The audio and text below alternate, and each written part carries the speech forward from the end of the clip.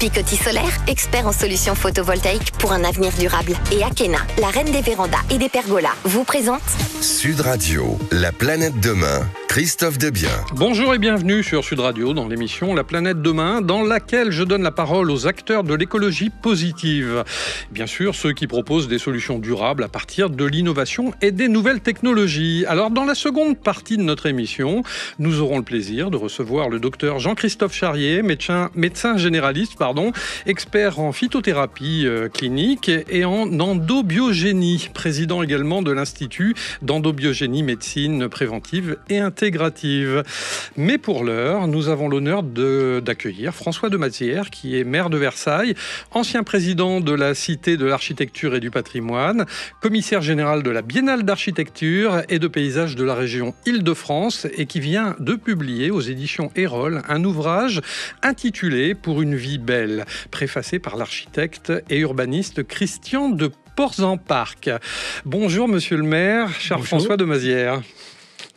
Alors, l'urbanisation croissante et le changement climatique nous imposent de redéfinir nos cadres de vie, surtout en ville. À cet effet, en écrivant ce livre, vous avez repensé la ville en définissant la beauté urbaine comme boussole de l'action municipale.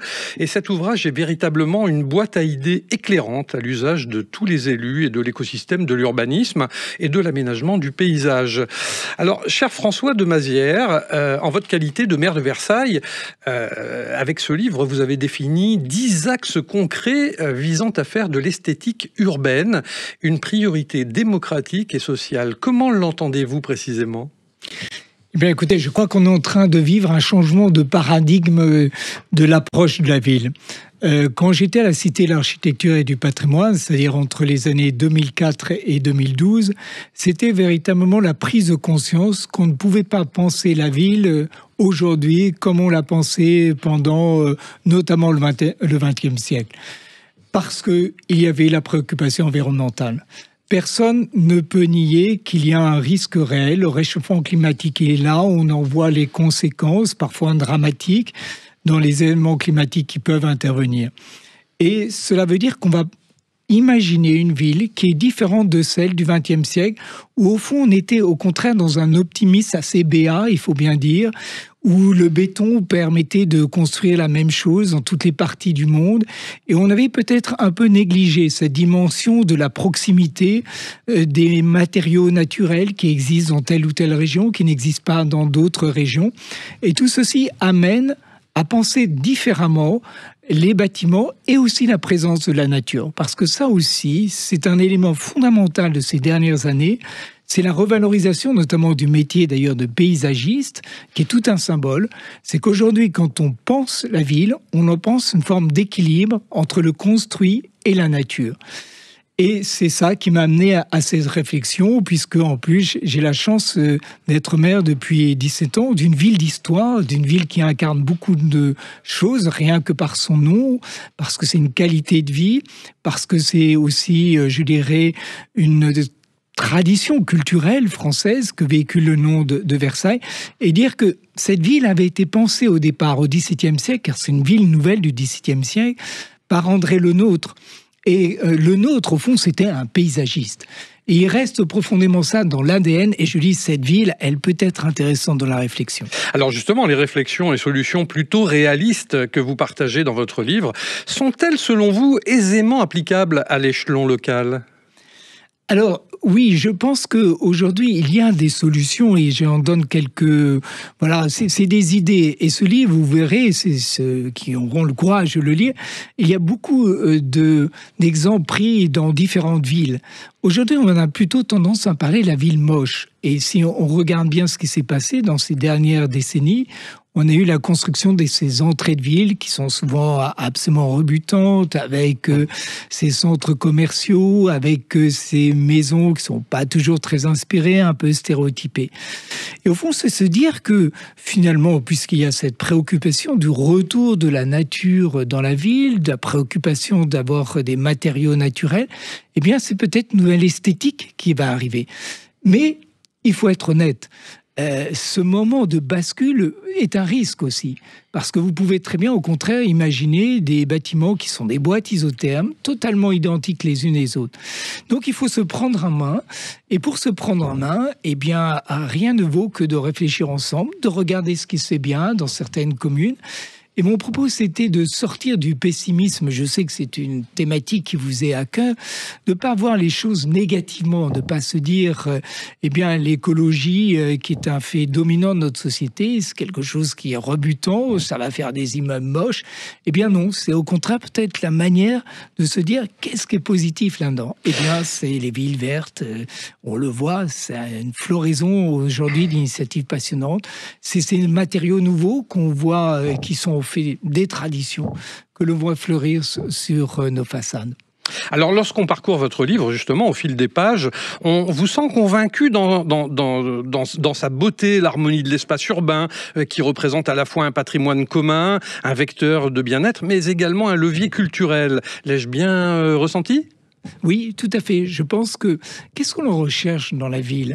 La notion de beau, c'est très difficile. On va me dire, c'est subjectif. Pourquoi vous parlez de beauté? Tout le monde a son sens de beauté. Et ça, je m'insurge un peu là-dessus. Parce que si les maires qui ont une vraie responsabilité, à travers notamment le pays, le permis de construire, s'ils disent, je m'en occupe pas, c'est la porte ouverte à une seule logique. C'est celle de la rentabilité.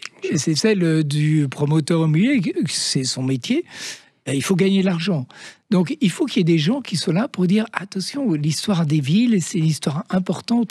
Il faut qu'il y ait une vision esthétique dans une ville. Et donc, voilà, c'est aussi ces aimants-là qui me paraissaient essentiels de souligner et de mettre en évidence. Alors, ce livre, vous l'avez presque conçu comme un guide visionnaire, d'ailleurs, et surtout inspirant à destination des décideurs publics et des citoyens engagés. Et la passion ressort, d'ailleurs, dans le livre. On ressent bien votre passion sur la thématique. Et par ces questions d'esthétisme, de beauté, on voit ressortir tout un tas de côtés positifs en fait autour de votre livre. C'est bien cela, j'imagine. Vous êtes toujours dans cette beauté urbaine et dans la qualité en tout cas de vie de vos concitoyens. Exactement. Vous savez, ce qui me frappe beaucoup, c'est que quand les gens, je circule à pied ou vélo dans ma ville, les gens m'abordent. Et ils me parlent toujours des choses sous un plan esthétique. Ils me disent « Ah, ça c'est beau, ça c'est laid ». Donc, en fait, ça revient très facilement et ça intéresse les gens. Et puis, une chose qui m'est aussi très chère, c'est que au fond, je dis, c'est le patrimoine de ceux qu'on n'en a pas. C'est-à-dire que quand vous avez une ville belle, eh bien, tout le monde y a droit, si vous voulez. Quand vous rentrez dans un musée, démarche que je conseille, mais il y a tout de même une démarche très volontariste. Là, finalement, si une ville vous est agressive visuellement, elle s'impose à vous. Et de la même façon, si vous y sentez une forme d'harmonie, quelque chose d'agréable, eh bien, vous vous sentez bien. Et ça, c'est essentiel de le rappeler parce que je dis que c'est un devoir quasi démocratique. Alors, instaurer un dialogue de qualité en matière d'architecture sur des projets urbains qui sont en voie de réalisation n'est pas toujours une chose aisée, j'imagine, en tant que maire. Est-ce que vous avez souvent rencontré des difficultés dans ce rôle que vous avez ? Je prends un exemple parce qu'il est un peu caricatural, c'est que j'ai voulu faire une piste cyclable à un moment et elle était d'autant plus nécessaire, il fallait que les gens se garaient n'importe où, ça présentait même un grand danger parce que les piétons étaient menacés. Mais on était à la proximité d'une gare et donc voilà, tout le monde se garait ainsi de façon assez anarchique. Et il fallait réintroduire à la fois des trottoirs, une piste cyclable et maintenir des arbres. Et ça a été une polémique parce que les gens qui habitaient sur la rue, ils étaient très contents de se garer de façon anarchique. Oui, de temps en temps, c'est pas facile, la vie de maire, je dis, mais ce faisant, un de nos rôles de maire, c'est de se mettre toujours dans la peau de celui qui vous interpelle. Alors j'essaie de comprendre, j'essaie ensuite de trouver les bonnes solutions, toujours en ayant un cap. Et mon cap, il est clair. C'est que je veux une ville qui soit équilibrée, qui soit belle, et j'emploie le mot beau, je n'hésite pas à le faire. Alors, comme je disais au début de l'émission, en plus de vos fonctions de maire, vous êtes aussi commissaire général de la Biennale d'architecture et de paysage de la région Île-de-France. En quoi consiste-t-elle, cette biennale ou plutôt, enfin si on sait en quoi elle consiste, mais plutôt quel est vraiment votre rôle dans cette biennale ? Je suis un rôle j'ai un rôle d'assembleur. Cette biennale, elle est donc portée par la région Île-de-France. Nous l'avons vraiment voulu avec Valérie Pécresse, qui croit aussi à ce rôle important de la région Île-de-France en investissement sur la thématique de la nature et de l'environnement. Et donc, c'est la région qui finance l'essentiel de cette biennale. C'est la 3e édition. C'est une biennale où moi, par mon expérience propre, je suis en capacité, si vous voulez, d'aller chercher des commissaires. Le principe est le suivant, c'est que j'ai dit à Valérie Pécresse, il est hors de question de ne pas leur laisser une totale liberté, et elle est parfaitement d'accord sur le principe, mais liberté de conception, de commissariat. Et on se réunit régulièrement. Donc moi, je fais un commissariat général, c'est-à-dire qu'on fait, si vous voulez, c'est une articulation. Voilà, je suis un assembleur de talents, simplement. Merci infiniment, cher François de Mazières, maire de Versailles, commissaire général de la Biennale d'architecture et de paysage de la région Île-de-France et auteur d'un ouvrage intitulé « Pour une ville belle » que je vous recommande très chaleureusement. On se retrouve sur Sud Radio, La Planète Demain, dans quelques instants, avec Thibault, le French Trotter, pour un nouveau reportage en immersion. À tout de suite. Picoty Solaire, expert en solutions photovoltaïques pour un avenir durable. Et Akena, la reine des vérandas et des pergolas, vous présente Sud Radio, La Planète Demain, Christophe Debiens. Eh bien, nous voici de retour sur Sud Radio, La Planète Demain, avec Thibault, notre Thibault national, qui en plus est French Trotter de l'émission, qui aujourd'hui va nous parler d'une agence de voyage qui porte presque le même nom que lui. Et oui, Christophe, cette agence s'appelle Fair Trotter, Fair comme équitable en anglais. Et si je vous en parle aujourd'hui, c'est parce qu'elle incarne une nouvelle manière de voyager, plus responsable, car on le sait, le secteur aérien est l'un des plus polluants et l'urgence climatique nous pousse à repenser nos habitudes. Fair Trotter propose justement des voyages responsables, conçus pour limiter au maximum l'empreinte écologique, sans renoncer pour autant à l'évasion. J'ai rencontré sa cofondatrice, elle s'appelle Maeva Manganaro. C'était lors du dernier salon du tourisme à Paris, et je vous propose d'écouter cette jeune femme engagée qui milite pour un tourisme plus vertueux. Allons-y. Nous, on est une agence de voyage bas carbone et donc on crée des séjours en France et en Europe qui sont articulés exclusivement autour de mobilité douce. Donc aucun avion avec nous, aucune voiture thermique.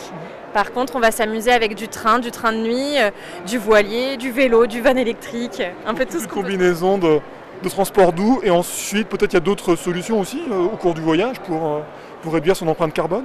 Complètement. Au-delà même de la mobilité, on va choisir nos prestataires, notamment nos partenaires hébergement. Nous, on a une charte qu'on a développée en interne avec des critères de durabilité. Et donc, on va sélectionner nos prestataires en fonction de ça, sans perdre en confort non plus, parce qu'on va pouvoir proposer aussi bien du bed and breakfast que du 4 étoiles. Et puis, après, on va aussi sélectionner nos prestataires d'activité pour qu'elles soient hors des sentiers battus, qu'elles mettent en valeur le patrimoine local, la culture locale, etc. Et même là, on va jusqu'à choisir nos prestataires de restauration pour que ça soit bio, local, circuit court. Donc c'est tout l'ensemble qu'on pense et pas seulement la mobilité, même si ça reste un point important pour réduire son impact carbone. Qu'est-ce qui vous a donné envie de fonder cette agence ? Vous avez déjà une sensibilité à l'environnement, j'imagine ? Oui, complètement. Alors moi, je suis quelqu'un de très engagé dans mon quotidien et en fait, mes engagements environnementaux, ils ont débuté en voyage. C'est un voyage en Asie du Sud-Est qui m'a vraiment fait prendre conscience de l'impact du tourisme de masse et également de l'impact de la pollution. Et c'est en revenant, donc ça, il faut remonter à 2017, c'est en revenant que j'ai moi-même pris dans ma vie beaucoup d'engagements environnementaux et sociaux aussi. Et j'ai commencé à explorer le tourisme durable, à voyager sans avion et c'est là que tout a commencé et que je me suis rendu compte qu'il y avait plein de choses à faire, et des voyages incroyables à vivre, des rencontres superbes à faire. Donc c'est comme ça que tout a commencé. C'est important, vous exprimez l'idée qu'on peut continuer à voyager tout en étant respectueux de l'environnement. On n'est pas obligé de prendre l'avion, on n'est pas obligé d'aller au bout du monde. Complètement, c'est vrai qu'il y a beaucoup de personnes quand elles commencent à avoir des engagements écologiques et qu'elles prennent conscience de l'impact de l'avion. Donc pour redonner un chiffre, le tourisme aujourd'hui c'est 11% des émissions de gaz à effet de serre en France, donc c'est pas rien. Et il y a certaines personnes quand elles prennent conscience de ça, elles se disent bon je vais arrêter de voyager puisqu'il faut que j'arrête de prendre l'avion, je vais juste arrêter de voyager. Alors qu'en fait, non, si on décide d'arrêter de prendre l'avion ou à minima de réduire, en fait on peut faire plein de choses en France et en Europe et on peut vraiment en prendre plein les yeux et garder l'amour du voyage, le plaisir du voyage, c'est possible et nous on est là pour prouver que on peut rêver grand en voyageant sobrement. Et puis l'aventure, elle peut être près de chez soi. L'aventure peut être, oui, effectivement, en France, on a l'un des plus beaux pays du monde. Et moi, je m'en suis personnellement rendu compte en voyageant à l'autre bout du monde, en Asie en l'occurrence, où quand je rencontrais des voyageurs étrangers et que je leur disais que j'étais française, ils me disaient « Oh là là, qu'est-ce que tu as de la chance, quel beau pays tu as !» Et en fait, c'est à ce moment-là, en fait, j'ai pris conscience que non, on a une pluralité de paysages, une diversité des cultures, un patrimoine incroyable. Donc c'est rien qu'effectivement, à côté de chez soi, on peut vraiment déjà vivre des choses sublimes, quoi. Eh bien, Maëva a bien raison. On veut rêver grand en voyageant sobrement. Pour plus d'informations, bien sûr, rendez-vous sur Fairtrotter, donc FAIRTRO2TER.com. Merci Thibaut et à dimanche prochain. Nous sommes de retour dans le studio de Sud Radio avec nos invités et nous accueillons maintenant le docteur Jean-Christophe Charrier, médecin généraliste, expert en phytothérapie clinique et en endobiogénie. Il est président également de l'Institut d'endobiogénie, médecine préventive et intégrative, mais également auteur de nombreux ouvrages. Bonjour Jean-Christophe. Bonjour Christophe, bonjour à tout le monde. Alors, l'écologie et la santé sont étroitement liées. On sait que l'environnement est un déterminant majeur de la santé humaine et que les activités humaines peuvent également avoir un impact sur la santé. Il est d'ailleurs démontré que certaines pathologies peuvent être déterminées ou aggravées par l'environnement dans lequel évolue l'homme. De plus, l'écologie de la santé, que l'on appelle plus communément l'éco-santé, est une discipline qui permet d'étudier l'impact des écosystèmes sur la santé humaine, bien sûr. Elle permet aussi d'examiner les modifications des environnements biologiques, physiques et socio-économiques afin de comprendre comment ces changements affectent notre santé mentale et physique. Cher Jean-Christophe, vous êtes spécialiste en endobiogénie, comme je le disais tout à l'heure, avec des fautes. Mais pour que nos auditeurs comprennent bien, pourriez-vous nous expliquer le plus simplement possible ce qu'est l'endobiogénie? Ah là là. Endobiogénie, endo pour intérieur, bio pour la vie et génie pour l'organisationnel. Donc c'est une approche, c'est une proposition théorique que nous a apporté le docteur Christian Durafour, qui essaye de changer les paradigmes de la médecine actuelle en s'éloignant de la physiopathologie pour s'intéresser au plus près de la physiologie et essayer de comprendre les mécanismes d'autoréparation de l'organisme et enfin accompagner ces organismes que nous avons à prendre en charge en tant que médecins pour les amener dans la meilleure dynamique d'équilibre possible. Alors comment cette approche se distingue-t-elle des autres approches médicales ? Eh bien, je dirais qu'elle est totalement intégrative dans la mesure où elle est centrée sur le patient et tout ce qu'il y a autour de lui. On va, en tant que médecin, poser un diagnostic de type endobiogénique qui va s'attarder en fait à comprendre les mécanismes d'auto-réparation et les accompagner de façon la plus physiologique possible dans la meilleure dynamique possible. Est-ce que vous pouvez nous expliquer les principes fondamentaux de l'endobiogénie, justement ? Oui, alors le gros principe, c'est de considérer que si nous étions un grand chantier en permanence, il faut un gestionnaire de ce chantier, et ce chantier, il va être géré essentiellement par le système endocrinien. Le système endocrinien, c'est un système qui est assez lent, un peu comme le système postal, où il faut écrire une lettre, le mettre dans une boîte aux lettres, tout ça. Donc il y a le facteur, il y a tout ça, puis il faut renvoyer un courrier à son chef pour dire qu'on a fait le travail. Donc ça, c'est très très long. Et donc ce système endocrinien, il va être accompagné et aidé par le système neurovégétatif qui n'apparaît qu'à la 6e semaine de vie et qui va avoir un peu la dynamique du téléphone, on va dire, qui va nous permettre d'aller plus rapidement sur des choses plus rapides. Donc on est dans la compréhension de l'organisation de ces deux systèmes entre eux et c'est ce qu'on essaye de réguler. Et en quoi l'endobiogénie peut-elle améliorer la prise en charge des maladies chroniques ?